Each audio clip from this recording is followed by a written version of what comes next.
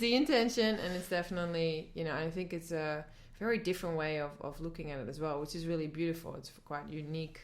I mean, I've been to many tattoo artists before and places, and I really enjoyed it. Would you think that because you are a female tattoo artist, do you think you attract more women? Like, do you, or is it quite... Yeah. I think 90% of my clients are women. Wow. And because they feel more comfortable. Because there's a lot of stories, and it's not that it's true, all of them, or whatever, but it's the same thing if a woman goes to a doctor and she has to expose herself, they feel more comfortable with a woman than a man.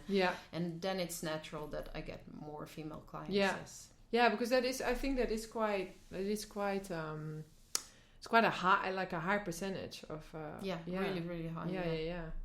And do you is it something that do you think that would be, I mean, do you think it's for if you want to have like a tattoo for yourself, you're not a tattoo artist, do you think there is a big boundary like for a woman to I want to have a tattoo, but I don't really want to go to a male artist, but there are so many male artists out there, like is it? It depends.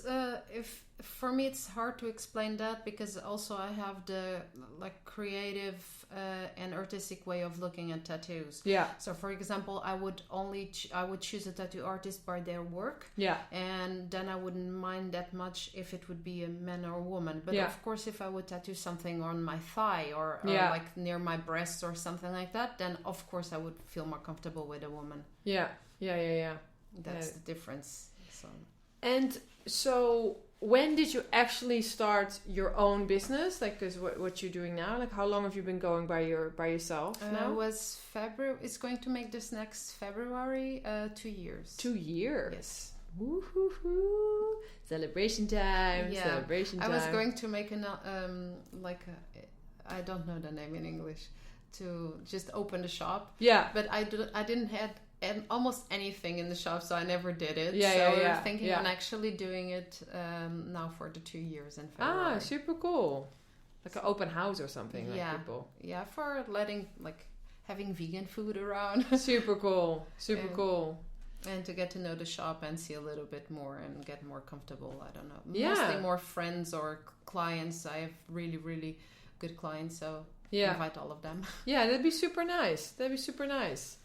And did you feel when you started your own business, because this is something that I also been speaking to with Lisa and Livia, who were here before you in this series of podcasts, was it scary for you to make that decision of okay, that's it, I'm gonna have my own? It took me, I think, 6 or 7 months to find at least a place that I felt comfortable. I had a lot of places also that I find shops to rent, and then things didn't go well, and then you start to think, oh, is this really the right decision? And everything is going against it. Should I do it or not? Probably stupid. And then I thought of giving up and going probably abroad or something like that.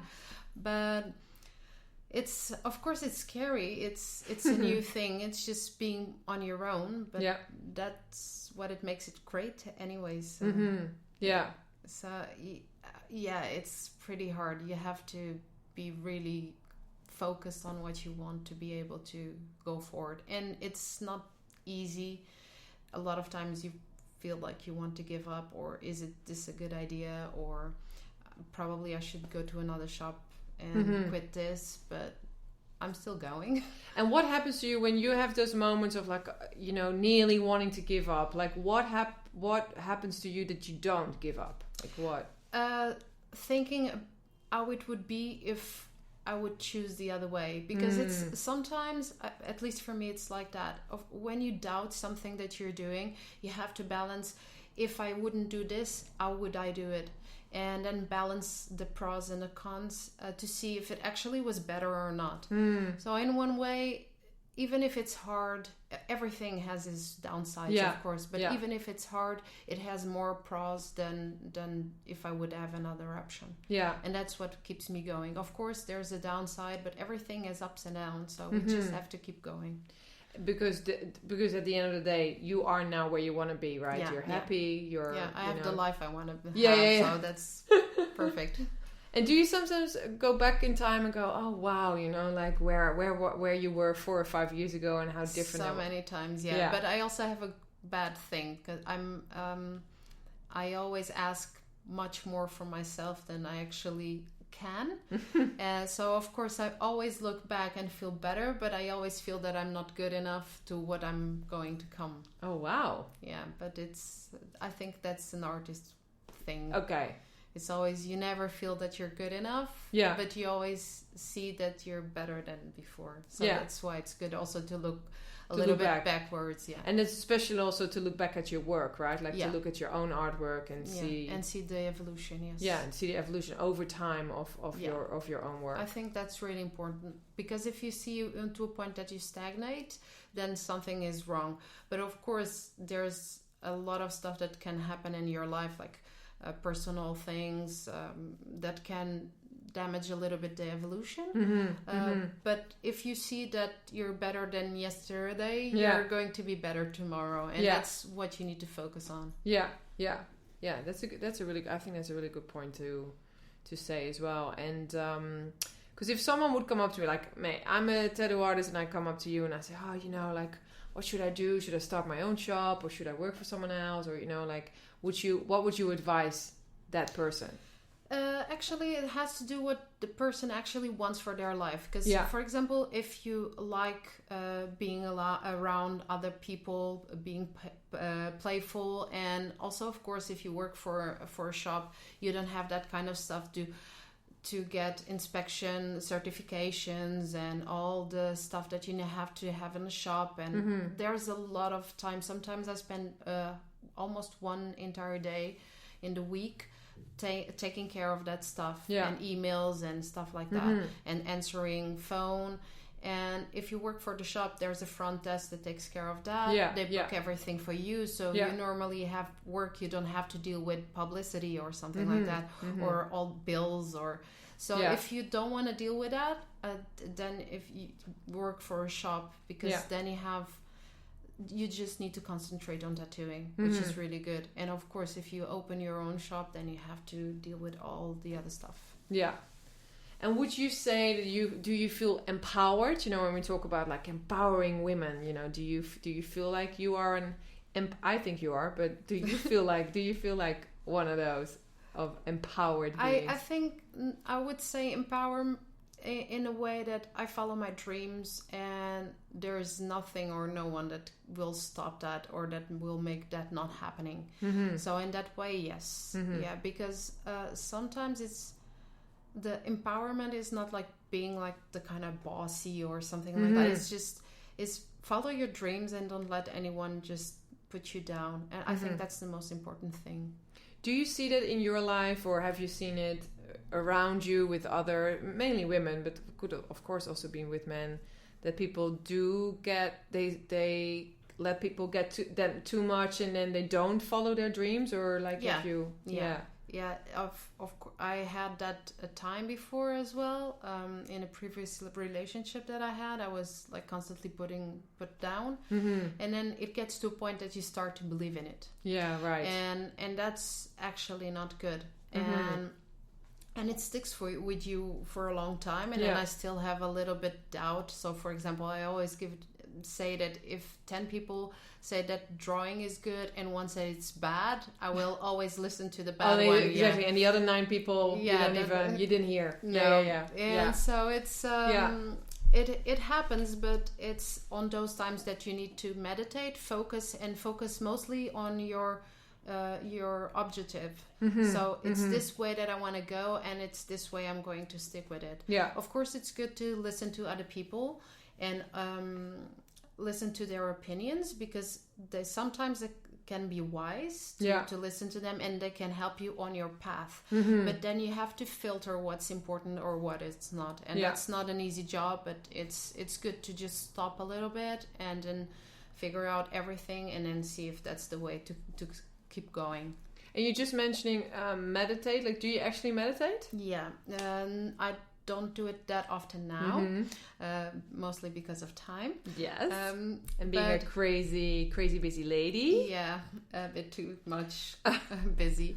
But yeah, I do meditate, and it's really good for everything. And I think you need to stop a little bit every day to just do that and focus a little bit more in your life feelings. I think so. And it also, meditation helps in other stuff. For example, of course, during the day you probably have negative thoughts about something, or in my case, a client just gets a little bit cranky or whatever, and that affects me. So if you meditate and you control that, then you can just put that into suspension and just don't think about it and get a good feeling, because you have to just immediately switch off a bad energy.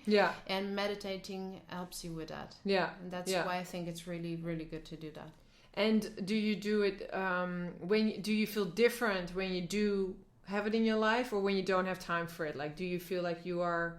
Yeah, I feel like I get more nervous, more anxious if I don't do it. Right. Because it's like a training. It's like if you go to a gym, for example, and you're working a muscle, then if you don't work it for a month, then you will work again and it's weak. And the same thing with meditation. So if you just lose it slowly, and when you notice, okay, I'm stressing too much, I'm getting out of focus often. So it's good to just keep on going again to the meditation. Wow, that's really good. It's good. I don't think I knew that about you, but that's really awesome that you use that, because do you also feel that meditation is good also for an artist? Like, is it also helping your creativity when you meditate regularly? Yeah, because imagine it's something totally different. A part of the work makes you just upset. And then you're trying to make a drawing, and you're just doing the drawing and erasing it and doing it again for a client. And instead of spending 1 hour doing it, you spend 6 or 7 sometimes. So it's, if you meditate and if you actually can be able to just stop thinking about that thing that makes you anxious or depressed, and switch it to a good thing, then it makes it easier to just work every day. That's really good. That's a really good way of looking at that, I would say. And we're getting closer to wrapping it up, even though I could sit here and ask you so many more questions, because I really enjoy next episode. I really enjoy it. But I think it's really good, because I think that many people don't see, or they wouldn't, like, a tattoo artist doesn't meditate, because people always want to kind of put people in boxes. And there's that stereotype of rock and roll badass, you must be drinking lots of beers. I'm vegan, I meditate, I do yoga, I love animals, and I like my own space. Actually it's totally the opposite. Well, it also, of course, makes sense because you're always dealing with people, and you're always in someone's intimate space in a way. It also makes sense that you want to switch off. Also I have a thing that's it's not bad or good, but I absorb a lot the energy of the person. So for example, if someone goes to the shop, I'm not able to just switch it off and be like a doctor, be totally like a wall. I just absorb the client's energy. So if they are down or depressed, or is something that they need to share, if they cry, I will cry with them. I cannot resist it. So in the end of the day, some days are really heavy, not only by tattooing, but the entire thing is kind of heavy. And in the end of the day, I just need to just meditate a bit, do a little bit of yoga, and just calm down. Exactly. Like, let all of that go as well of the day and stuff. That's really that's a good thing. And what kind of advice? I asked the ladies this as well. It's like, would you have an advice to give to women who might have these dreams and might want to do something but are just not doing it? Like, maybe they are afraid or something. Like, mostly it's being afraid. I think so.